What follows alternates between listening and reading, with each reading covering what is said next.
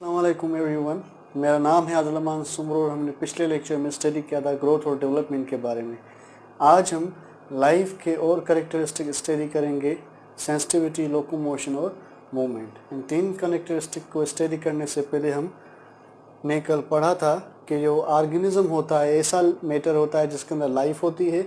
ये living matter या organism बना होता है एक सिंगल सेल से, जिसको हम क्या बोलते हैं, जायगोट। और इस प्रोसेस को हम क्या बोलते हैं, डेवलपमेंट बोलते हैं। ऐसा प्रोसेस जिस प्रोसेस में ये जायगोट जो स्पर्म और एग की फर्टिलाइजेशन से पैदा हुआ है, ये डिवाइड करके एक नया ऑर्गेनिज्म बनाए, ऐसे प्रोसेस को हमने क्या पढ़ा था, डेवलपमेंट पढ़ा था। ठीक है, इस प्रोसेस को हम डेवलपमेंट बोलते हैं। तो ये ऑर्गेनिज्म डेवलपमेंट के जरिए जायगोट से पैदा होता है। तो ऑर्गेनिज्म के अंदर क्या होते हैं, बेसिकली जब ये जायगोट डिवाइड होते हैं तो number of different type of cells बनते हैं। वो डिफरेंट टाइप ऑफ सेल्स जो स्ट्रक्चर और फंक्शन में सिमिलर होते हैं वो कंबाइन होके ग्रुप बनाते हैं, जिसको हम क्या बोलते हैं, टिश्यूज। और टिश्यूज कंबाइन होके जो सिमिलर होते हैं वो कंबाइन होके क्या बनाते हैं, ऑर्गन्स। और ऑर्गन्स जो होते हैं कंबाइन होके क्या बनाते हैं, ऑर्गन सिस्टम। और ऑर्गन सिस्टम मुख्तलिफ किस्म के कंबाइन होके क्या बनाते हैं, ऑर्गेनिज्म। ये जो जायगोट से ये डिफरेंट टाइप ऑफ स्ट्रक्चर बन के एक ऑर्गेनिज्म बना रही हैं, इस ओवरऑल प्रोसेस को हम क्या कहते हैं, डेवलपमेंट कहते थे। तो डेवलपमेंट में ये ऑर्गेनिज्म जायगोट से ये बनता है। और ऑर्गेनिज्म के पास क्या होते हैं, डिफरेंट ऑर्गन सिस्टम होते हैं जो वर्क करते हैं। और उसमें कौन वर्क करता है, बेसिकली ऑर्गन्स। और ऑर्गन्स किसके कंपोज हुए होते हैं, टिश्यूज के। और टिश्यूज बेसिकली क्या होते हैं, ग्रुप ऑफ सेल्स होते हैं। यानी ग्रुप ऑफ सेल्स सेल जो होते हैं, बेसिक स्ट्रक्चर होता है किसका, सेल का। वो कंबाइन हुए क्या बनाता है, टिश्यू। और टिश्यूज कंबाइन हुए क्या बनाते हैं, ऑर्गन्स। और ऑर्गन्स जो सेम फंक्शन परफॉर्म करते हैं वो क्या बनाते हैं, organ system. Different organ system combine हुए क्या बनाते हैं, ऑर्गेनिज्म। इसलिए ऑर्गेनिज्म का बेसिक यूनिट क्या होते हैं, सेल होते हैं। ठीक है, जो ऑर्गन सिस्टम के ऑर्गन्स में वर्क करते हैं एक ग्रुप के फॉर्म में, जिसको हम क्या बोलते हैं, टिश्यूज बोलते हैं। ठीक है, तो डिफरेंट ऑर्गन सिस्टम एक ऑर्गेनिज्म के अंदर होते हैं। लाइक एक सिस्टम होता है जिसको हम सर्कुलेटरी सिस्टम बोलते हैं। ये एक ऐसा सिस्टम होता है जिसमें एक फ्लूइड होता है जो पूरी ऑर्गेनिज्म की बॉडी में मूव करके डिफरेंट सब्सटेंस को ट्रांसपोर्ट करता है। तो ऐसा फ्लूइड जो पूरी बॉडी में मूव करके एक डिफरेंट सब्सटेंस को मुंतकिल करे सेल के पास, ताकि सेल वर्क परफॉर्म कर सकें, ऐसे फ्लोइंग फ्लूइड को, एक सर्कुलेटिंग फ्लूइड को हम क्या बोलते हैं, ब्लड बोलते हैं। तो ब्लड जो होता है यह एक ऐसा फ्लूइड होता है जो पूरी बॉडी में सर्कुलेट करके क्या कराता है, ट्रांसपोर्ट कराता है। तो ये पूरी बॉडी में फ्लो होता है एक ट्यूब्स के अंदर।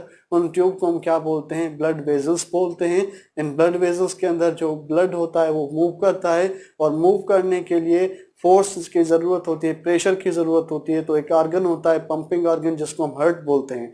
तो हार्ट ब्लड पे प्रेशर अप्लाई करता है, उस प्रेशर को लेके ब्लड जो है ब्लड वेजल के जरिए मूव करता है। और कहाँ तक मूव करता है, सेल के पास। और सेल वो सब्सटेंस क्या करता है, हासिल करता है। ये ब्लड वेजल और हार्ट जो होता है कंबाइन करके एक सिस्टम बनाते हैं। उस सिस्टम को हम क्या बोलते हैं, सर्कुलेटरी सिस्टम, जो पूरी बॉडी में क्या कराता है, ट्रांसपोर्ट कराता है। उसके अलावा एनिमल के अंदर जब भी हार्मफुल कंपाउंड पैदा होते हैं वो हार्मफुल कंपाउंड निकलने चाहिए। तो एनिमल के अंदर एक सिस्टम होता है जो हार्मफुल सब्सटेंस को निकालता है, अमोनिया, यूरिया और यूरिक एसिड को। ऐसे सिस्टम को हम रीनियल सिस्टम या एक्सक्रीटरी सिस्टम बोलते हैं।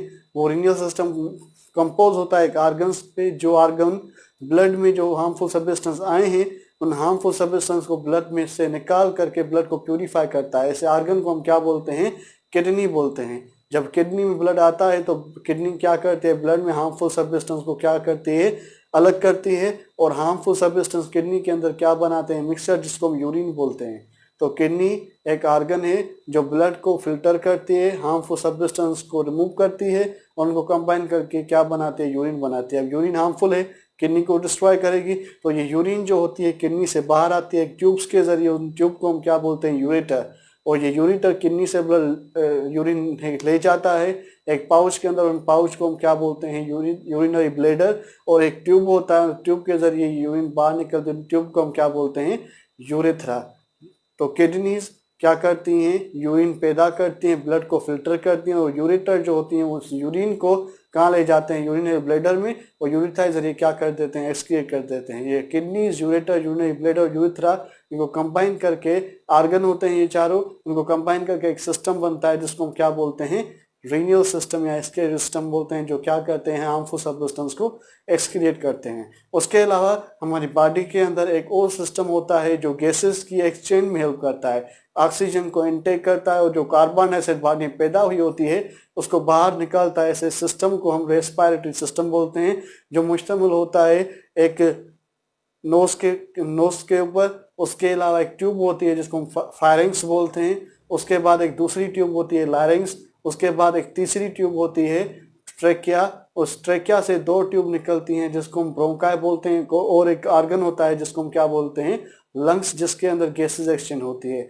तो ये नोज, फायरिंग्स, लारिंग्स, ट्रेकिया और 2 लंग्स, ये कंबाइन हो गए एक सिस्टम बनाते हैं जो गैसेस की एक्सचेंज में हेल्प करते हैं, उसको हम क्या बोलते हैं, गैसेस एक्सचेंज बोलते हैं। उसके अलावा हमारी बॉडी के अंदर एक और सिस्टम होता है जो हमको पैथोजन से हमारी रक्षा करता है। ऐसे सिस्टम को हम क्या बोलते हैं, इम्यून सिस्टम बोलते हैं। तो ये इम्यून सिस्टम होता है जो हमको पैथोजन से बचाता है, ठीक है। और ये मुश्तमिल होता है एक तो हमारी स्किन के ऊपर, दूसरा केमिकल्स के ऊपर, और दूसरा सेल्स के ऊपर। सेल्स, केमिकल्स और स्किन बनाकर क्या बनाते हैं, एक सिस्टम जिसको हम क्या बोलते हैं, इम्यून सिस्टम बोलते हैं। तो ऐसे ही बहुत सारे सिस्टम ऑर्गेनिज्म के अंदर होते हैं जो काम करते हैं, और क्या बनता है, एक ऑर्गेनिज्म बनता है। और ऑर्गन सिस्टम में भी कौन वर्क करते हैं, ऑर्गन्स वर्क करते हैं, और ऑर्गन्स में भी कौन वर्क करते हैं, सेल्स। और सेल्स ऑर्गन के अंदर किसके फॉर्म में होते हैं, ग्रुप के फॉर्म में, जिसको हम क्या बोलते हैं, टिश्यूज बोलते हैं। तो different types of organ system work करते हैं। ऑर्गन सिस्टम में कौन वर्क करेगा, ऑर्गन्स, और ऑर्गन्स में बेसिकली कौन वर्क करेंगे, सेल्स वर्क करेंगे। अब अगर हम इन सेल्स को देखते हैं जो हमारे ऑर्गन के टिश्यूज में मौजूद होते हैं, वो ग्रुप के फॉर्म में मौजूद होते हैं।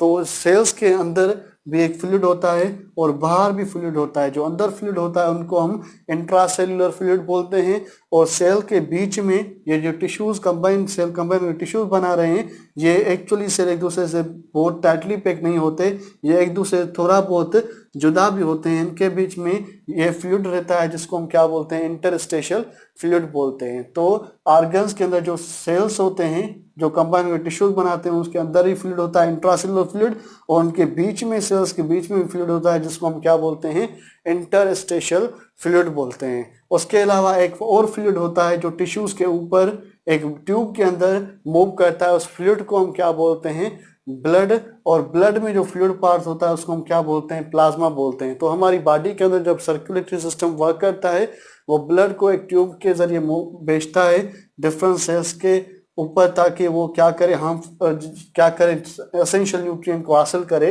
एसेंशियल न्यूट्रिएंट को हासिल करवाए किससे, सेल से। तो बेसिकली ये प्लाज्मा पार्ट होता है ब्लड का, जो ब्लड को मूव कराता है और जो एसेंशियल सब्सटेंस है वो अपने आप में रखता है। और जब सेल्स के ऊपर पहुंच जाता है तो ये एसेंशियल सब्सटेंस प्लाज्मा पार्ट से निकल करके कहाँ आते हैं, इंटरस्टेशियल फ्लूइड में आते हैं। और इंटरस्टेशियल फ्लूइड के ये सेल्स होते हैं क्या करते हैं, इस सब्सटेंस यानी फूड को हासिल करते हैं। और उसके अलावा जब हासिल करते हैं तो इनके अंदर फ्लूइड होता है, इंट्रासेल्युलर फ्लूइड में ऑर्गेनल्स होते हैं जो क्या करते हैं, इन फूड को हासिल करके मेटाबॉलिज्म परफॉर्म करते हैं। तो ऑर्गन सिस्टम में जो ऑर्गन्स के सेल्स हम तब वर्क करेंगे जब ये ब्लड का जो प्लाज्मा फ्लूइड पार्ट है इससे सब्सटेंस मूव करके किधर आए, इंटरस्टेशियल फ्लूइड में, और इंटरस्टेशियल फ्लूइड से मूव करके किधर आए, इंट्रासेल्युलर फ्लूइड में आए। तब ये सब्सटेंस सेल के अंदर जाते हैं और सेल से मेटाबॉलिज्म करके एनर्जी प्रिपेयर करता है और वर्क परफॉर्म करता है। जब ये वर्क परफॉर्म करता है तो हार्मफुल सब्सटेंस पैदा होते हैं इन सेल्स के अंदर। ये सेल्स से निकल करके किधर जाते हैं, इंटरस्टेशियल फ्लूइड में, और इंटरस्टेशियल फ्लूइड में जाकर किधर जाते हैं, ब्लड वेसल यानी प्लाज्मा पार्ट में। तो कंटिन्यूअसली ऑर्गन सिस्टम में जो ऑर्गन्स के सेल होते हैं वो सब्सटेंसेस हासिल करते हैं ब्लड वेसल्स में, प्लाज्मा से ये सब्सटेंस आते हैं इंटरस्टेशियल फ्लूइड में, और इंटरस्टेशियल में किधर आते हैं, सेल्स के पास आते हैं। जब सेल्स के पास जाते हैं तो मेटाबॉलिज्म होता है और ये हार्मफुल सब्सटेंस जो है बाहर निकल कर इंटरस्टेशियल फ्लूइड में आते हैं, और इंटरस्टेशियल फ्लूइड से किधर जाते हैं, ब्लड के प्लाज्मा में जाते हैं, और ब्लड का प्लाज्मा इनको आगे जाकर कहाँ ले जाता है, हमारे एक सिस्टम में जिसको हम रीनियल सिस्टम बोलते हैं। तो ऐसे एक ऑर्गन सिस्टम के सेल्स वर्क परफॉर्म करते हैं जब कंटिन्यूअसली सब्सटेंस ब्लड वेसल्स की प्लाज्मा से निकल करके इंटरस्टिशियल फ्लूइड में आएंगे, उससे किधर आएंगे सेल से, और हार्मफुल सब्सटेंस सेल से निकल करके किधर आएगा इंटरस्टिशियल फ्लूइड से, और इंटरस्टिशियल फ्लूइड से किधर आएगा प्लाज्मा से। इस तरह जो सेल्स होते हैं सब्सटेंस हासिल करते हैं और हार्मफुल सब्सटेंस जो होते हैं वो ब्लड के प्लाज्मा पार्ट को देते हैं। ऐसे ही ये सब्सटेंस जो है मेटाबॉलिज्म परफॉर्म करते हैं। तो अगर देखें तो इस प्लाज्मा जो होता है ये फ्लूइड होता है। फ्लूइड के अंदर बेसिकली क्या होता है, एक वाटर होता है, वाटर बहुत ज्यादा होता है इसके अंदर। तो उसके अलावा ये वाटर एक बेस सॉल्वेंट होता है, सॉल्यूट जो फूड पार्टिकल्स हैं उसको डिसॉल्व करता है। उसके अलावा इसके अंदर बहुत सारे दूसरे आयंस भी होते हैं। तो ब्लड जो होता है इस ट्यूब के जरिए आएगा इधर, तो तब जो है प्लाज्मा जो है वाटर प्लाज्मा पोर्शन से वाटर निकलेगा, वाटर फूड को ले आएगा इंटरस्टिशियल फ्लूइड में, और इंटरस्टिशियल फ्लूइड में किधर जाएगा सेल के अंदर, और सेल मेटाबॉलिज्म परफॉर्म करके हार्मफुल सब्सटेंस इधर ले जाएंगे इंटरस्टिशियल फ्लूइड में, और इंटरस्टिशियल फ्लूइड में किधर जाएंगे ये सब्सटेंस हार्मफुल प्लाज्मा में। ऐसे कंटिन्यूअसली मेटाबॉलिज्म होती जाती है और ये सेल क्या करते हैं वह परफॉर्म करते रहते हैं सब्सटेंस को हासिल करके, हार्मफुल सब्सटेंस को दे करके। अगर ये सब्सटेंसेस वाटर बहुत ज्यादा आ जाएंगे तो क्या होगा, नॉर्मल आएंगे तब जो है सेल जो है आसानी से क्या करेंगे, अपना वर्क परफॉर्म करेंगे। इस फूड को प्लाज्मा से लेकर इंटेस्टिनल फ्लूइड में, इंटेस्टिनल फ्लूइड से किधर जाएंगे वो सेल्स के अंदर। इसी तरह ये हार्मफुल सब्सटेंस सेल से निकल करके इंटरस्टिशियल फ्लूइड में जाएंगे और इंटरस्टिशियल फ्लूइड से निकल कर किधर जाएंगे प्लाज्मा में। अगर ये नॉर्मल सिचुएशन में ये सब्सटेंस आएंगे, मेटाबॉलिज्म होगी सेल के अंदर और हार्मफुल सब्सटेंस निकल जाएंगे। ऐसे सेल अपना क्या करेंगे, ऑर्गन सिस्टम के ऑर्गन में वर्क करेंगे।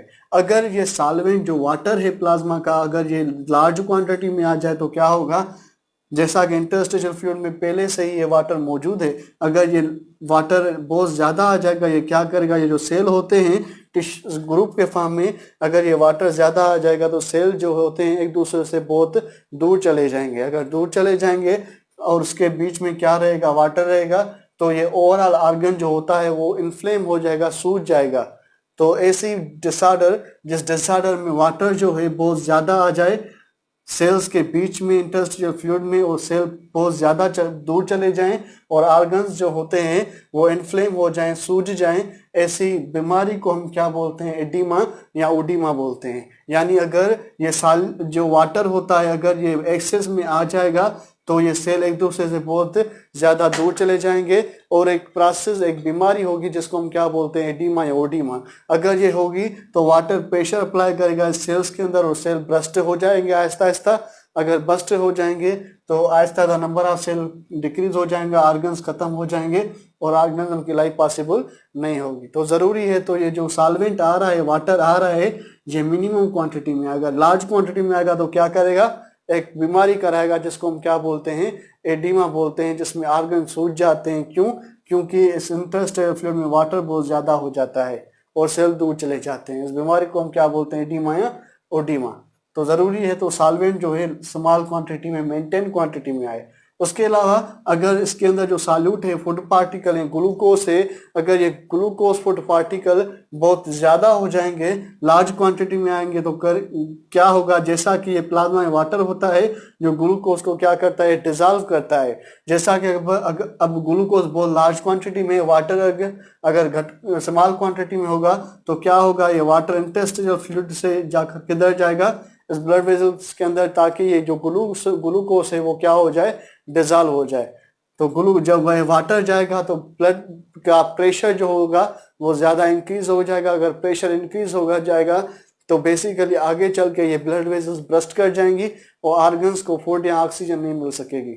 तो अगर ये सॉल्वेंट ज्यादा होता है तो क्या होती है बीमारी, जिसको हम एडिमा या ओडिमा बोलते हैं। अगर ये सॉल्यूट बहुत ज्यादा हो जाता है तो प्रेशर क्या हो जाता है, इंक्रीज हो जाता है, जिसको हम हाइपरटेंशन बोलते हैं। तो सॉल्यूट ज्यादा होगा तो क्या होगा, हाइपरटेंशन, जो अगेन में किसमें क्या होगा, ब्लड वेसल ब्रस्ट हो जाएंगे और ऑर्गन्स को ऑक्सीजन या फूड नहीं मिल सकेगा, ऑर्गन्स आहिस्ता खत्म हो जाएंगे, लाइफ पॉसिबल नहीं होगी। तो जरूरी है तो ये सॉल्वेंट जो आ रहे हैं सेल्स के अंदर ये भी मेंटेन हो, सॉल्यूट भी क्या हो, मेंटेन हो। उसके अलावा हमारी डेली लाइफ में, डेली रूटीन में हम बहुत सारे फूड इनटेक करते हैं, बहुत सारे फूड हासिल करते हैं। तो फूड के अंदर कुछ एसिडिक मटेरियल्स भी होते हैं तो कुछ बेसिक मटेरियल भी होते हैं। अगर ये एसिडिक मटेरियल इस ब्लड के अंदर बहुत इंक्रीज हो जाएंगे तो क्या होगा, तो ब्लड जो होता है बहुत एसिडिक हो जाएगा। अगर बेसिक मटेरियल आ जाएंगे तो ब्लड जो है बेसिक हो जाएगा। इस एसिडिक या बेसिक चीज को हम क्या बोलते हैं, बेसिकली पीएच बोलते हैं। पीएच एक बेसिकली क्या होता है, स्केल होता है जो बताता है कि सब्सटेंस के अंदर एसिडिटी है या बेसिसिटी है।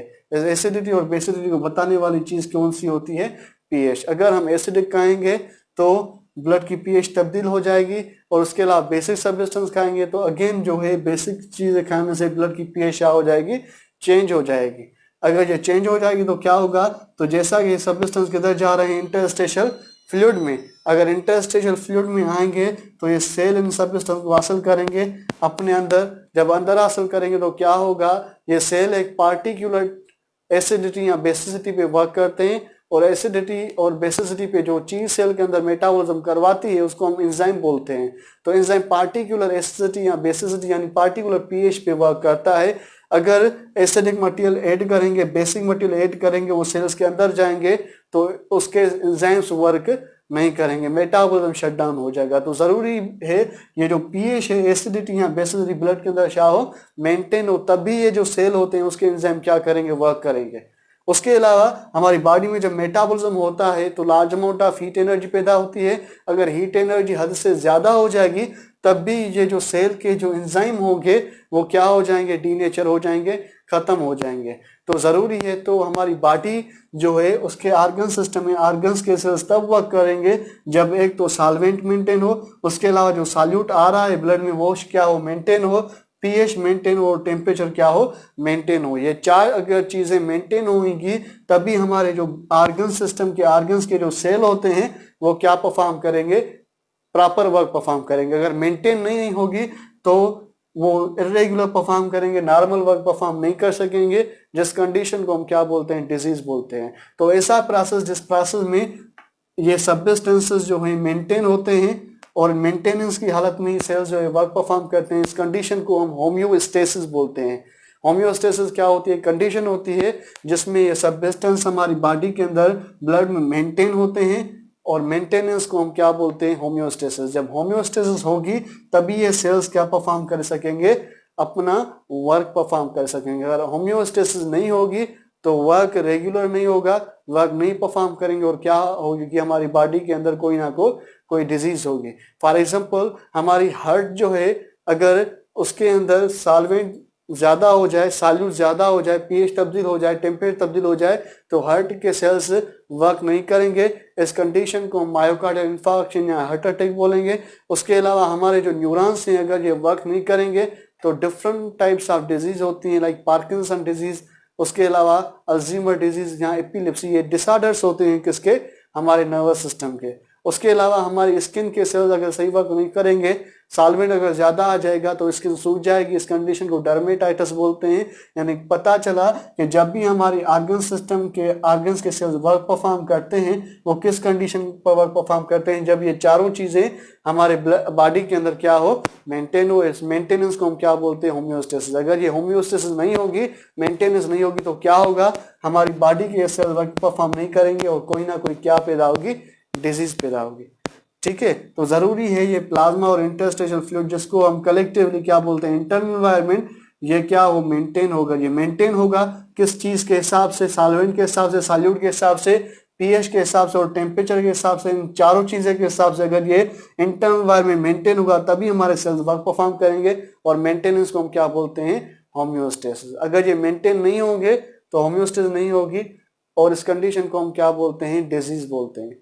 तो अगर इंटरनल एनवायरनमेंट में तब्दीलियां आएंगी तो तब्दीलियों को अगर मेंटेन नहीं किया जाएगा, होम्योस्टेसिस नहीं आएगी तो क्या होगी, डिजीज होगी। तो जरूरी है तो इंटरनल एनवायरनमेंट को क्या करा जाए, मेंटेन करा जाए। जो इंटरनल एनवायरनमेंट में जो तब्दीलियां आ रही हैं इनको क्या किया जाए, मेंटेन किया जाए। यानी ऑर्गेनिज्म के इंटरनल एनवायरनमेंट में क्या आती हैं, तब्दीलियां आती हैं। किस में आती हैं, प्लाज्मा में, उसके बाद किस में आती है, इंटरस्टेशियल फ्लूइड में। तब्दीलियां आएंगी तो लाइफ पॉसिबल नहीं होगी। तो जरूरी है तो ये तब्दीलियां जो होती हैं ऑर्गेनिज्म के इंटरनल एनवायरनमेंट में आ रही हैं वो क्या हो, मेंटेन हो। उसके अलावा ऑर्गेनिज्म के बाहर की जो दुनिया होती है उसके हम ऑर्गेनिज्म का एक्सटर्नल एनवायरनमेंट बोलते हैं। ये जो एक्सटर्नल एनवायरनमेंट होता है उसमें भी बहुत सारे प्रेडेटर्स होते हैं, बहुत सारे पैथोजन होते हैं, पैरासाइट होते हैं जो रोज ऑर्गेनिज्म के ऊपर हमला करते हैं। तो ऑर्गेनिज्म अगर ह्यूमन या ऑर्गेनिज्म के एक्सटर्नल एनवायरनमेंट में जो पैथोजन है, पैरासाइट या प्रेडेटर्स हैं, अगर इससे दूर ना चला जाएगा, अगर हम इससे दूर नहीं जाएंगे तो क्या होगा, ये हम पर अटैक करके क्या करेंगे, हमसे अपना फूड हासिल करेंगे, आहिस्ता आहिस्ता हमारे पूरे ऑर्गन डिस्ट्रॉय हो जाएंगे। तो जरूरी है जो एक्सटर्नल एनवायरनमेंट में तब्दीलियां आ रही हैं पैथोजन, प्रेडेटर और उसके अलावा पैरासाइट के हिसाब से, उससे क्या वो क्या हो, मेंटेन हो, यानी ऑर्गेनिज्म उस जगह से हट जाए, उससे दूर चला जाए। उसके अलावा जब टेम्परेचर एक्सटर्नल एनवायरनमेंट का इंक्रीज होता है वो भी हमारे सेल्स के एंजाइम को डीनेचर करता है। तो इस टेम्परेचर जो एक्सटर्नल एनवायरनमेंट में आ रहा है इसको भी क्या होना चाहिए, मेंटेन होना चाहिए, यानी एक्सटर्नली भी हमारी बॉडी किस स्टेट में हो, होम्योस्टेसिस में हो। तो हमने देखा कि ऑर्गेनिज्म सिस्टम में जो सेल्स होते हैं उसके इंटरनल एनवायरनमेंट में क्या आती है, तब्दीलियां आती है।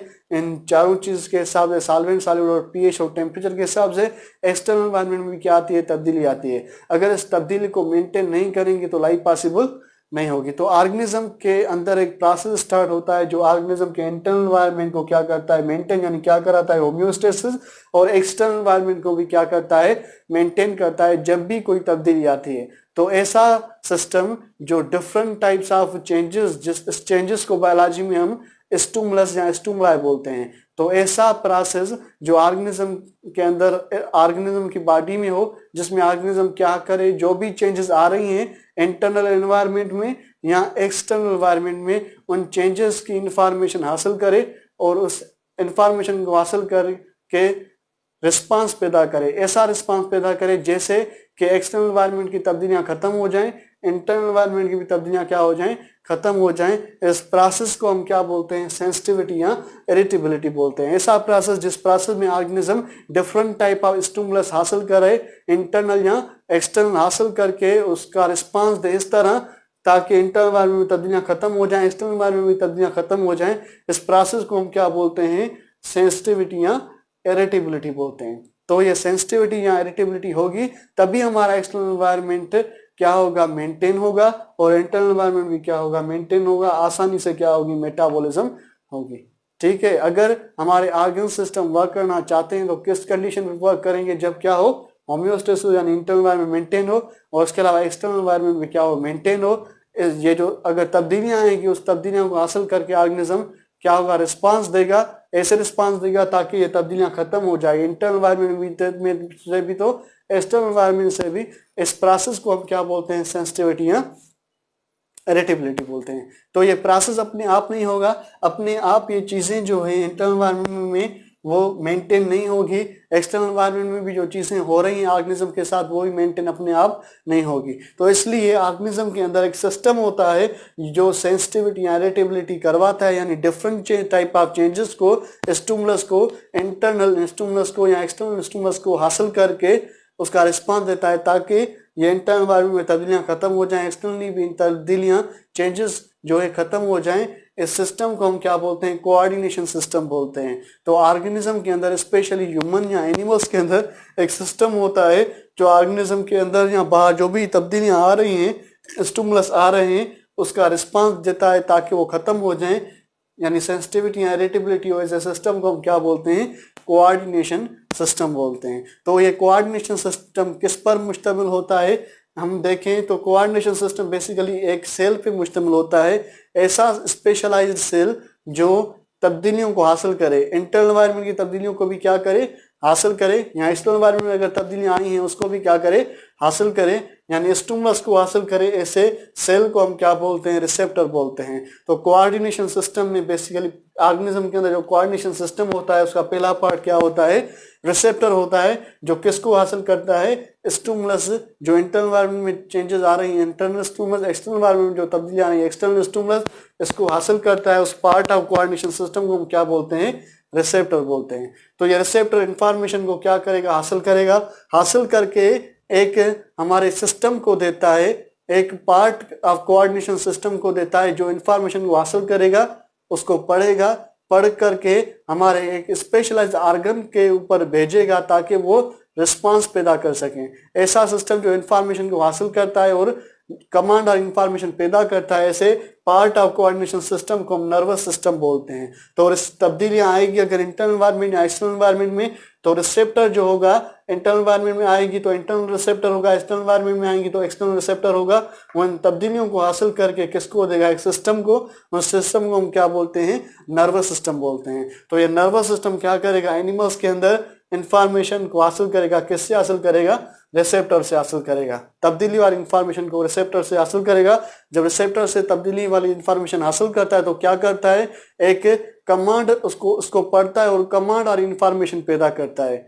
कमांड और इंफॉर्मेशन जब पैदा हो जाती है तो ये नर्वस सिस्टम कमांड और इंफॉर्मेशन को एक ऑर्गन के ऊपर भेजता है, जो ऑर्गन एक्सटर्नल एनवायरनमेंट की तब्दीलियों के ऊपर रिस्पांस देगा या इंटरनल एनवायरनमेंट की तब्दीलियों पर रिस्पांस पैदा करेगा। ऐसे ऑर्गन को हम क्या बोलते हैं, इफेक्टर्स बोलते हैं, इफेक्टर्स बोलते हैं। ठीक है, तो पहले जब भी तब्दीली आएगी तो उसको हासिल कौन करेगा, रिसेप्टर।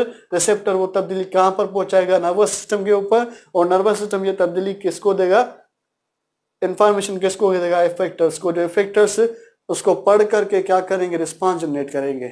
अगर स्टिमुलस एक्सटर्नल होता है तो उसके लिए जो इफेक्टर होते हैं उसको हम क्या बोलते हैं, मसल्स बोलते हैं। अगर इंटरनल एनवायरनमेंट में तब्दीलियां आती हैं यानी इंटरनल स्टिमुलस होता है, उसके लिए जो इफेक्टर बनता है उसको हम क्या बोलते हैं, ग्लैंड बोलते हैं। मसल क्या होती है, ऐसा ऑर्गन जो कॉन्ट्रैक्ट और रिलैक्स करके ऑर्गेनिज्म के पार्ट को मूव कराए या ऑर्गेनिज्म की कंप्लीटली बॉडी को शिफ्ट करे, ऐसे ऑर्गन को हम क्या बोलते हैं, मसल बोलते हैं। अगर पार्ट मूव कराएगा इस प्रोसेस को हम क्या बोलते हैं, मूवमेंट बोलते हैं। अगर कंप्लीटली ऑर्गेनिज्म को शिफ्ट करेगा इस प्रोसेस को हम क्या बोलते हैं, लोकोमोशन बोलते हैं। ये कौन सा इफेक्टर कराएगा, मसल कराएगा। कब कराएगा, जब स्टिमुलस का कौन सा हो, एक्सटर्नल हो। यानी जब भी स्टिमुलस एक्सटर्नल आता है तब ऑर्गेनिज्म जो होते हैं उसके अंदर कौन वर्क करता है, इफेक्टर्स। और इफेक्टर कौन होता है, मसल होता है, जो कॉन्ट्रैक्ट या रिलैक्स होकर उस पैथोजन को हटा देते हैं या उससे दूर चले जाते हैं। पार्ट को मूव कराएंगे तो क्या होगा, मूवमेंट।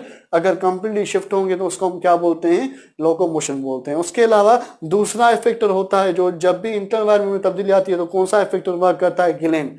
ऐसा ग्रुप ऑफ सेल जो केमिकल पैदा करे, जो केमिकल इंफॉर्मेशन दे ऑर्गन्स को ताकि वो वर्क परफॉर्म कर सकें और होम्योस्टेसिस करा सकें, ऐसे ग्रुप ऑफ सेल्स को हम क्या बोलते हैं, ग्लैंड बोलते हैं। और जो केमिकल पैदा होते हैं उसको हम क्या बोलते हैं, हार्मोन्स बोलते हैं। यानी जब भी स्टिमुलस एक्सटर्नल होगा तब ये कोऑर्डिनेशन सिस्टम वर्क करके इफेक्टर मसल को इंफॉर्मेशन देगा। इंफॉर्मेशन जब मसल के ऊपर जाएगी तब ऑर्गेनिज्म के पार्ट जो है मसल कॉन्ट्रैक्ट करके उसकी यहाँ तो मूवमेंट कराएगी, यहाँ तो लोकोमोशन कराएगी। अगर इंटरनल स्टिमुलस होगा तो क्या पैदा होगा, हार्मोन पैदा होगा। और हार्मोन जाके क्या करेगा, इसकी बॉडी के अंदर होम्योस्टेसिस कराएगा, जब इंटरनल एनवायरनमेंट को क्या करेगा, मेंटेन करेगा। ठीक है, तो पहले क्या होता है, रिसेप्टर जो स्टिमुलस को हासिल करता है, हासिल करके किसको देता है, नर्वस सिस्टम को। और नर्वस सिस्टम किसको देता है, इफेक्टर्स को। अगर इंटरनल स्टिमुलस है उसका रिसेप्टर कौन सा होगा, internal receptor. Internal receptor nervous system को इंफॉर्मेशन देगा। और इफेक्टर कौन सा होगा, ग्लैंड क्या पैदा करेगा, हार्मोन पैदा करेगा। अगर एक्सटर्नल स्टिमुलस होगा तो रिसेप्टर भी एक्सटर्नल होगा, नर्वस सिस्टम को इंफॉर्मेशन देगा। और इंफॉर्मेशन किसको देगा, इफेक्टर्स को। वो कौन होगी, मसल। और ऑर्गेनिज्म के अंदर यहाँ तो लोकोमोशन पैदा होगा, यहाँ तो क्या पैदा होगा, मूवमेंट पैदा होगा। ठीक है, तो हम देखते हैं कि रिसेप्टर इंफॉर्मेशन देता है नर्वस सिस्टम को और नर्वस सिस्टम इंफॉर्मेशन किसको देता है, इफेक्टर्स को। इधर टू टाइप्स ऑफ इंफॉर्मेशन आ रही हैं। एक ऐसी इंफॉर्मेशन है जो रिसेप्टर नर्वस सिस्टम को देता है, तब्दीली वाली।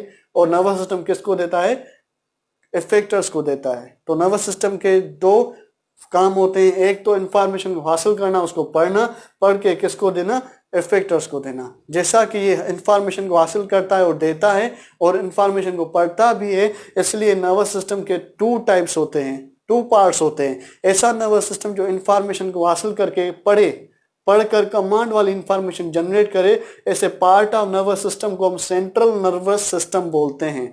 ऐसा नर्वस सिस्टम जो इंफॉर्मेशन जो आती है रिसेप्टर से उसको हासिल करके पढ़े और कमांड और इंफॉर्मेशन बनाए, ऐसे पार्ट ऑफ नर्वस सिस्टम को हम क्या बोलते हैं, सेंट्रल नर्वस सिस्टम बोलते हैं। और ऐसा नर्वस सिस्टम का पार्ट जो इंफॉर्मेशन को रिसेप्टर से हासिल करके नर्वस सिस्टम को दे और कमांड और इंफॉर्मेशन हासिल करके इफेक्टर्स को दे, इस इंफॉर्मेशन की मुंतकली वाले पार्ट ऑफ नर्वस सिस्टम को हम क्या बोलते हैं, पेरिफेरल नर्वस सिस्टम बोलते हैं। तो पेरिफेरल नर्वस सिस्टम क्या करेगा, रिसेप्टर से इंफॉर्मेशन हासिल करके नर्वस सिस्टम को देगा, नर्वस सिस्टम पढ़ेगा, कौन सा नर्वस सिस्टम का पार्ट पड़ेगा, सेंट्रल नर्वस सिस्टम, पढ़कर कमांड और इंफॉर्मेशन देगा किसको, इफेक्टर्स, और कौन लेके जाएगा, पेरिफेरल नर्वस सिस्टम। अगर हम देखें तो इंफॉर्मेशन टू टाइप्स की होती है, एक स्टिमुलस वाली इंफॉर्मेशन, तब्दीली वाली इंफॉर्मेशन, इस तब्दीली वाली इंफॉर्मेशन को हम सेंसरी इंफॉर्मेशन बोलते हैं, और ये कमांड और इंफॉर्मेशन जो कौन जनरेट करता है, सेंट्रल नर्वस सिस्टम, कमांड और इंफॉर्मेशन को मोटर इंफॉर्मेशन बोलते हैं। तो peripheral nervous system sensory information किससे लेगा, रिसेप्टर से, किसको देगा, सेंट्रल नर्वस सिस्टम को, और peripheral nervous system again motor information से हासिल करके किसको देगा, इफेक्टर्स को। इसलिए पेरिफेरल नर्वस सिस्टम के टू पार्ट्स होते हैं, ऐसा पार्ट पेरिफेरल नर्वस सिस्टम का जो रिसेप्टर से सेंसरी इंफॉर्मेशन हासिल करके किसको दे, सेंट्रल नर्वस सिस्टम को, ऐसे part of peripheral nervous system को हम सेंसरी नर्वस सिस्टम बोलते हैं। और ऐसा part of peripheral nervous system जो motor information central nervous system को से लेके किसको दे, इफेक्टर्स को दे, ऐसे part of peripheral nervous system को हम क्या बोलते हैं, मोटर नर्वस सिस्टम बोलते हैं। इसका मतलब है कि कोऑर्डिनेशन सिस्टम मुश्तमिल होता है रिसेप्टर्स पर, सेंसरी नर्वस सिस्टम पर, सेंट्रल नर्वस सिस्टम पर, मोटर नर्वस सिस्टम पर, और किस पर, इफेक्टर्स पर। ये जो सेंसरी नर्वस सिस्टम और मोटर नर्वस सिस्टम होते हैं, ये किसके पार्ट होते हैं, पेरिफेरल नर्वस सिस्टम के पार्ट होते हैं। तो जब भी तब्दीलियां आएंगी कौन हासिल करेगा, रिसेप्टर, रिसेप्टर से पेरिफेरल नर्वस सिस्टम का पार्ट सेंसरी नर्वस सिस्टम किसको देगा, सेंट्रल नर्वस सिस्टम को। सेंट्रल नर्वस सिस्टम जो है इंफॉर्मेशन मोटर बनाएगा, उससे motor nervous system part of peripheral nervous system हासिल कर किसको देगा, इफेक्टर्स को। अगर स्टिमुलस इंटरनल होगा तो इफेक्टर कौन होगा, ग्लैंड क्या पैदा करेगा, हार्मोन। अगर इफेक्टर स्टिमुलस एक्सटर्नल होगा तो इफेक्टर क्या होगा, मसल, और क्या कराएगी, यहाँ तो पार्ट को मूव कराएगी, मूवमेंट कराएगी, यहाँ तो बॉडी को शिफ्ट कराएगी, क्या कराएगी, लोकोमोशन कराएगी। ठीक है, इसको हम क्या बोलते हैं, कोऑर्डिनेशन सिस्टम बोलते हैं। इसमें देखते हैं कि एक तो सेंसरी इंफॉर्मेशन फ्लो हो रही है और एक मोटर इंफॉर्मेशन फ्लो हो रही है। तो दो पाथवे होते हैं कोऑर्डिनेशन सिस्टम में इंफॉर्मेशन के फ्लो में के।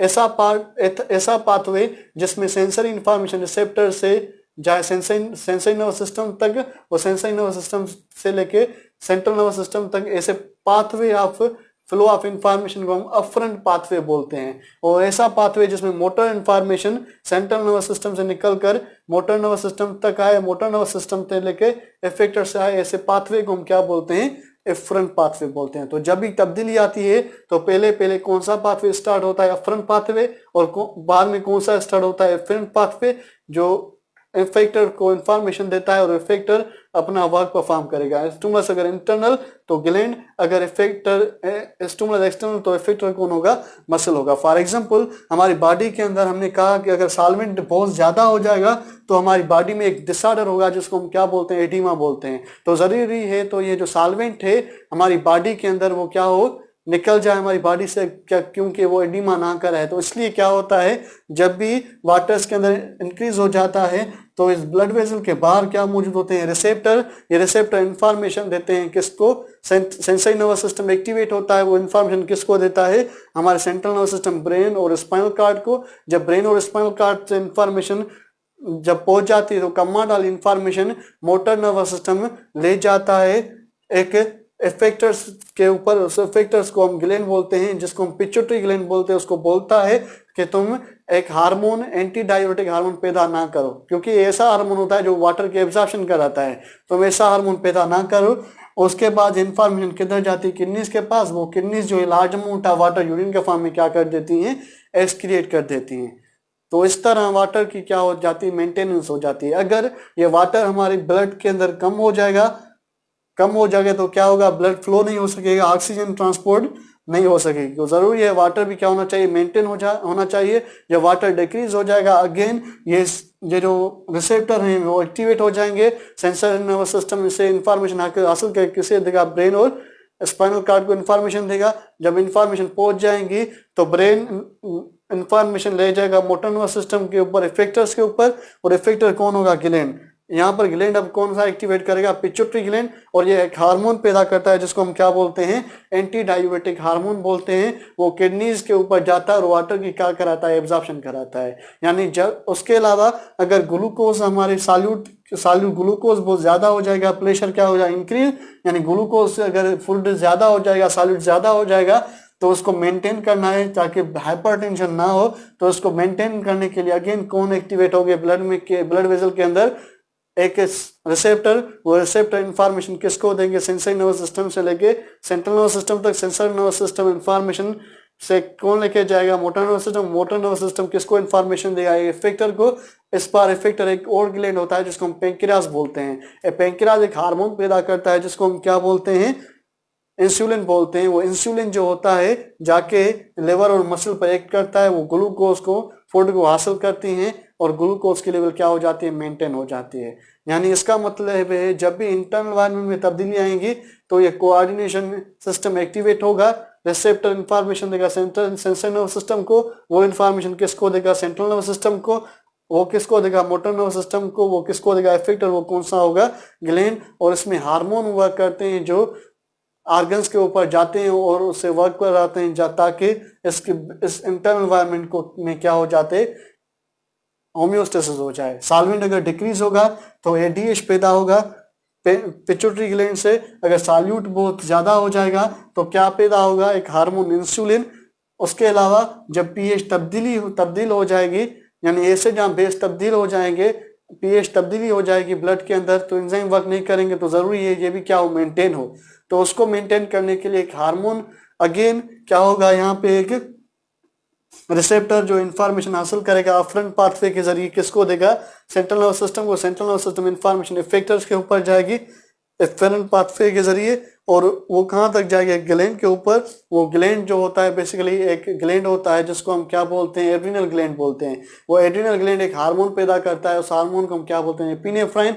और एपिनेफ्राइन जो होता है वर्क करता है हार्ट और लंग्स के ऊपर। हार्ट बहुत ज्यादा ब्लड पंप करेगा लंग्स के पास, और लंग्स बहुत ज्यादा गैसेस की एक्सचेंज करेगा ताकि कार्बन डाइऑक्साइड रिमूव हो और पीएच क्या हो जाए, मेंटेन हो जाए। इस तरह अगर टेम्परेचर बहुत ज्यादा हो जाएगा तो क्या होगा, टेम्परेचर अगर कम ज्यादा हो जाएगा तो क्या होगा, एक हमारे अगेन क्या एक्टिवेट होगा, कोऑर्डिनेशन सिस्टम में अफरंट पाथवे और इनफ्रंट पाथवे किसको इंफॉर्मेशन देगा, ग्लैंड को।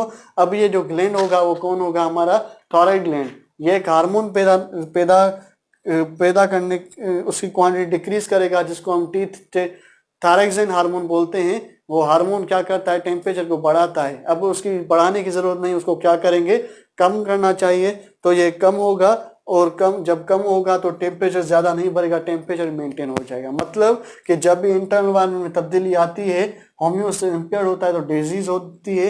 इस डिजीज को बचाने के लिए, इंटरनल एनवायरनमेंट को मेंटेन करने के लिए कौन एक्टिवेट होता है, कोऑर्डिनेशन सिस्टम, जो क्या अफरंट पाथवे और इनफ्रंट पाथवे के जरिए हार्मोन पैदा करता है जो इंटरनल एनवायरनमेंट को क्या करते हैं, मेंटेन करते हैं। और इस ओवरऑल प्रोसेस को हम क्या बोलते हैं, सेंसिटिविटी बोलते हैं। उसके अलावा जब एक्सटर्नल एनवायरनमेंट में तब्दीली, फॉर एग्जांपल मेरे हाथ के ऊपर मॉस्किटो बैठा है, ये क्या करेगा, ब्लड को मेरे से एब्जॉर्ब करेगा, यानी ये ब्लड की क्वांटिटी को मेरी बॉडी से डिक्रीज करेगा।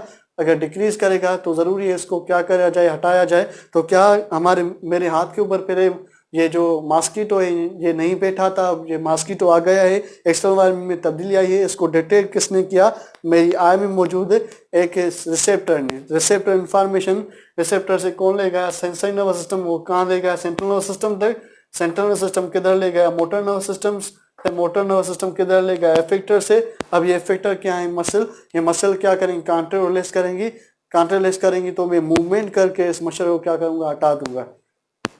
ठीक है, तो जब भी एक्सटर्नल स्टिमुलस होता है तो इफेक्टर कौन होता है, मसल, जो क्या करवाता है, मूवमेंट। अगर ये फॉर एग्जांपल मेरे एक्सटर्नल एनवायरनमेंट में अगर कोई डॉग हो, वो डॉग एक बहुत हार्मफुल ऑर्गेनिज्म होता है, आपको पता होगा, बहुत हार्मफुल कंपाउंड ऑर्गेनिज्म होता है। वो क्या करता है, हमारे ऊपर अटैक करके हमारा जो ऑर्गन्स होता है उसको डिस्ट्रॉय करता है। तो जब ये डॉग आ जाएगा, वो अपना साउंड निकालेगा, और साउंड निकालेगा तो मेरे ईयर्स में रिसेप्टर्स होते हैं, वो उसको डिटेक्ट करेंगे और आई के रिसेप्टर भी उसको क्या करेंगे, डिटेक्ट करेंगे। जब डिटेक्ट करेंगे तो ये इंफॉर्मेशन जो है अफरंट पाथवे के जरिए किस पर जाएगी, central nervous system through sensory nervous system तक, और ये इंफॉर्मेशन उसके बाद सेंट्रल नर्वस सिस्टम किसको देगा, मोटर नर्वस सिस्टम को, और इफेक्टर कौन होगा, मसल। अब ये मसल जब कंट्रोल रिलीज करेगी तो मैं अपनी बॉडी को कंप्लीटली शिफ्ट करूंगा, यानी क्या करूंगा, लोकोमोशन करूंगा। ठीक है, यानी जब भी ऑर्गेनिज्म की बॉडी के इंटरनली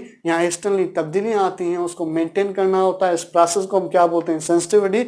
और कौन करता है, कोऑर्डिनेशन सिस्टम थ्रू अफरंट पाथवे और इफरंट पाथवे। अगर इंटरनल स्टिमुलाई होंगे तो सेंसिटिविटी में मेंटेनेंस कौन करेगा, हार्मोन। अगर एक्सटर्नल एनवायरनमेंट होगा तो सेंसिटिविटी में इफेक्टर कौन होगा, मसल होगा। यहाँ तो वो मूवमेंट करेगा, यहाँ तो लोकोमोशन करेगा।